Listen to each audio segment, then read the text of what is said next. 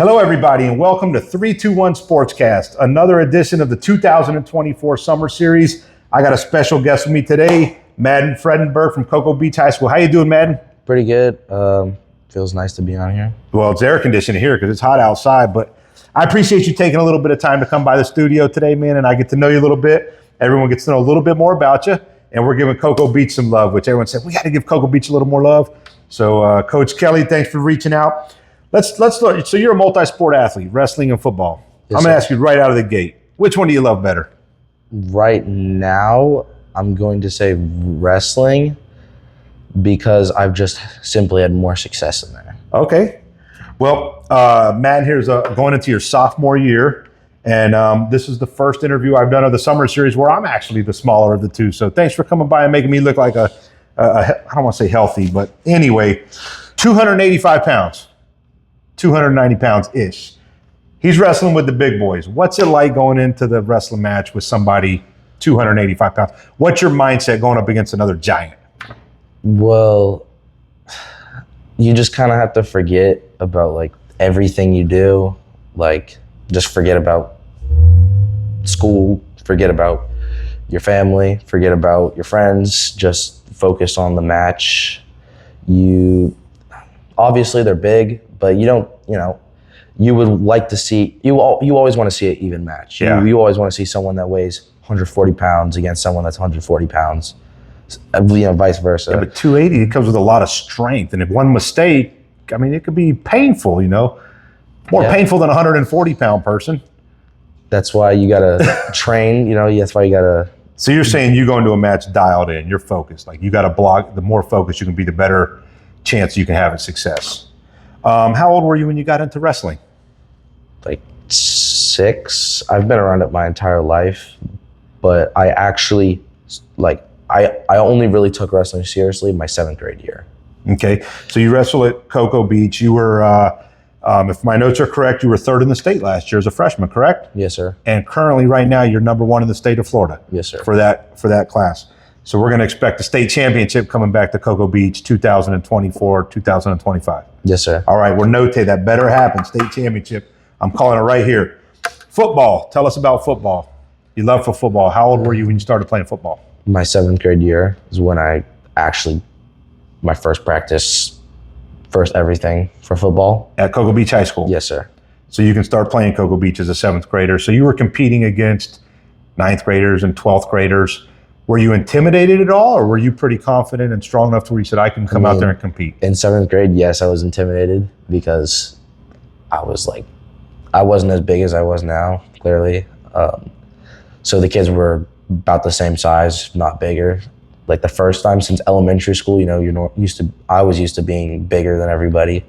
So someone's actually like the same size or bigger than you. This first time, It was kind of like, I don't know, it was kind of weird to me. But then once you win a few battles, you get some confidence in your the more you win, the more confidence you get. I don't see you backing down from anybody in Brevard County lined up one-on-one. I haven't even seen you play football, but my money's on you. Let's talk about Coach Kelly, man. He's been a big advocate for wrestling and especially wrestling at Cocoa Beach. We talked off camera that, he holds you accountable, like self-accountability, which is extremely important. Tell us a little bit about that relationship between you and Coach Kelly. He keeps us like accountable. Like if someone gets a bad grade, he'll push us, give us a little bit of a punishment for that, which is important, especially with athletes. Stay as a good example, like be a good example for these 7th and 8th graders coming in.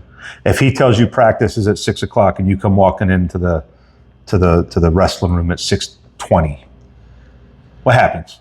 Without an excuse. Without an excuse. I can't tell you because no one's ever done that before. Oh, they know better than to feel the wrath. Was there a pivotal moment in your wrestling career that really fueled you to want to get better and to get you to the point you're at today? There's 2 different ones. Well, the main one was when we went up to Georgia, and I lost my match. But it was like, because I was so used in 7th and 8th grade year to a defensive type of wrestling. Okay. And my 9th grade year, that was kind of carrying over, which wasn't good. And so I wrestled a kid, and he was just beating on me. I mean, the score wasn't what the match really was. But then during the match, I actually started fighting back. Okay.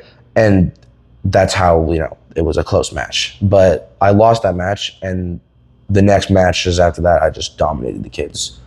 Well, I imagine, unlike team sports where you can go blame a few people like, oh, the refs sucked or my teammates weren't doing their thing, wrestling is personal accountability, right? Like, you've got to get better to win. So that probably made you feel the pain of losing a little bit. I know it hurts for any athlete in any sport to lose. Let's talk about, I know college is a little way away, but you got some Georgia Bulldogs in your blood. Yes, sir. You dreamed and loved to play for the Georgia Bulldogs. He coaches at Georgia one day, right here. I'm not going to mention, what coaches should be calling, but one day right here, here's your future Bulldog. What is it about the Georgia Bulldogs you love? You're a Bulldog fan. Just the fact that it's like the best of the best, walking into a stadium with almost 100,000 people watching you on your side. I don't know, it feels different in a good way to me.